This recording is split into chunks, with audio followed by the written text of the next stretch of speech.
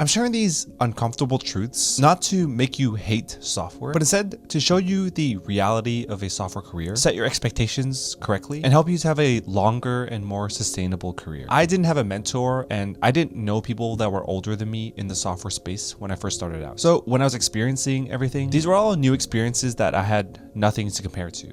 And I didn't know if it was a good, bad, or average experience. I could only learn by my own trial and error. So to start, the unfortunate truth is that a software job won't be that fun, especially not like it was in college or in high school. When I first started to learn how to code, it was generally an enjoyable experience. Okay, generally, like sometimes it was suffering. But overall, I really liked coding. In school or in boot camps, you were generally assigned projects with very defined endpoints, like creating a website, creating a calculator, or some other kind of project. And you were graded on how well you achieved those tasks. And I remember when I was in school, there was just a certain level of excitement to these projects. And it could be a lot of fun, just like staying up all night with your friends, trying to grind out an assignment, trying to get it right, and the rush of getting everything finally working. But in a professional coding job, not much of that same rush or excitement still exists, at least not to the same caliber. First of all, I have never had an enjoyable experience where I stayed up till 3 a.m.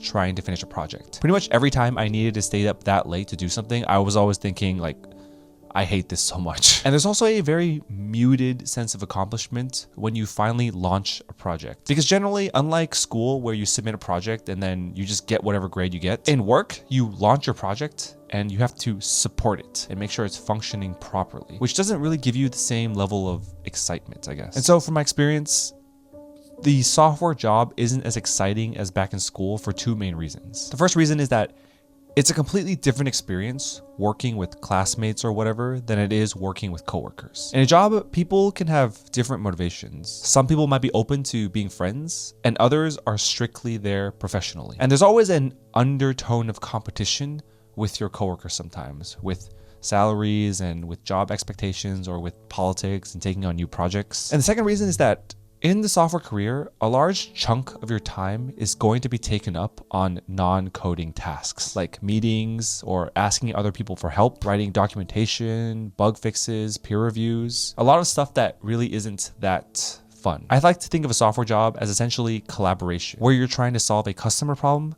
but just with code. So the takeaway is not that you should avoid software as a career because it won't be fun. The point is to realize that jobs aren't really that fun in general and to temper your expectations. There were times in my career where I loved working with my coworkers and I loved the projects I was working on, and every day at work would go by in like 5 minutes in my head. But that won't be every day and that won't be every job. And I think it's realistic for us to be okay with that. The next uncomfortable truth is that a perfect workplace doesn't exist. And the place that you fit in, which is either a big company or a small company or a medium-sized company, will depend heavily on what your career goals are. And this is something I wrestled with a lot during my career. I started my career in a tiny startup where basically me and my team built everything from scratch, mostly because we didn't know what we were doing. So we would go home, we would watch YouTube tutorials, or we would buy like Udemy courses and just implement everything that we learned and then just paste it into our code base. It was really scrappy and made for really messy code, but it was pretty fun and it contributed a lot to the learning process and just understanding what software was all about. And after that, I moved to a true fast-paced small startup. And I learned everything about how to work in a larger scale web application. And of course, I was super overwhelmed and stressed all the time. I had to learn new things on the spot. And our team was constantly messaged about fires or bugs in production that needed to be put out immediately. And each engineer was given a lot of ownership over their features. They could control the implementation, which was either a good thing or a very bad thing. It was a stressful job, but it taught me a lot. But it was at that stage of my life where I started to look towards big tech companies. Because from the outside, big tech companies look perfect. You watch all these nice videos online, you hear all these stories about free food or whatever, and then you imagine what the software processes inside the companies must be like. At the time, my brain couldn't even comprehend how the software works at the big companies. How would they support millions and millions of users per day? In order to work well, in my head, it must have been incredible. And to a younger Kevin at the time, there was no one I could really ask about how things worked at bigger companies. Because when you work at one, you sign these big, long contracts that basically say, if you reveal anything about our proprietary technology, we will sue you. So to me, at that time, in my startups, I had no idea how big company tech worked, but it was probably great.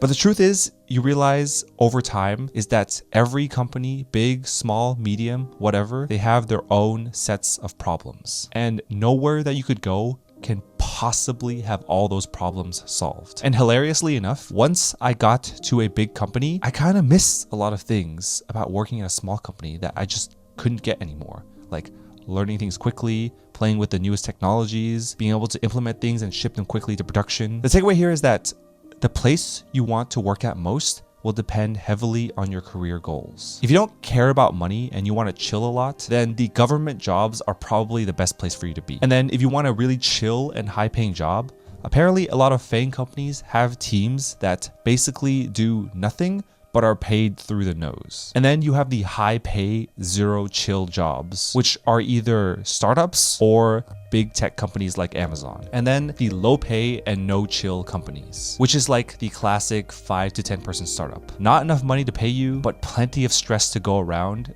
and a lot of compensation with early stage startup equity. If you want to learn something very, very quickly, if you want to make a lot of choices, and if you want to move up the management chain very, very quickly, this is probably the place you want to be. For me, I had to learn what I liked in my career, and I had to jump from different job to job before I figured that out. But every time I jumped somewhere new, I realized there were certain parts of the old job that I liked a lot. And that's just one of the unfortunate realities of this career and probably many other careers. And on that note, the next uncomfortable truth. If you don't hate your job, it's probably pretty good. I saw this in a Reddit post, and after 6 years working in the industry, it actually rings pretty true. When I was in my first job, one of my coworkers was telling me that our job was pretty average in terms of work-life balance. And in my head, I was thinking like, there's no fucking way. We just worked the weekend. But as more time goes on in my life, I realized that he was right, because the average work-life balance in a lot of jobs, I don't think is that great. If I had to graph out all the different work-life balances of places in my career, I can realize that most of them are pretty close to average. I think there was a sense that earlier in my career, changing jobs was going to fix a lot of my problems, either that I had with my job or things in my career or like pay or whatever. And while some of those things are true, getting new, novel, and fresh things isn't always the perfect solution all the time. But I think the most important thing you can take away from my experience is to not let work be your life. You shouldn't be getting up every day to live for your job, because one day your job's going to eat you alive without you realizing it. If you're at a boring job, if you're at a chill job that you don't hate, unfortunately, it's probably pretty good. I remember a story that some of my older coworkers would tell me in the past, where they said that when they had a kid, their whole life meaning changed. I'm not saying that I want to have a kid, but what I'm saying is that in our lives, we maybe only have 2 to 3 core focuses. And when people have a kid, that becomes their main focus in life. And everything else in their life suddenly is reorganized around that central vision, their job, their house, where they live, etc. And having a direction in your life can actually have a calming effect on certain people, where they don't have to figure out what the meaning for their work is anymore. They just work to support their child. In the past, when I had no hobbies and no passions, work just bubbled up as the central focus in my life, the only thing I focused on. And when I was unhappy in my life, the only place I could turn to look to was work to fill those gaps in my life. And when it couldn't fix those gaps, I would look to changing my job, only to replace it with similar problems at different companies. Find your direction in life, something that is not work, and everything else will fall into its place. And the last uncomfortable truth is that that feeling you get when you're looking at a whole bunch of code and you feel that sense of dread, either because you're overwhelmed or you don't know what you're doing. This is probably a daily occurrence when you have less than 1 year of experience, probably a weekly occurrence if you have between 2 and 5. And from that point on in your career, you still have those experiences, probably monthly or like every time you enter a new job. Let me tell you,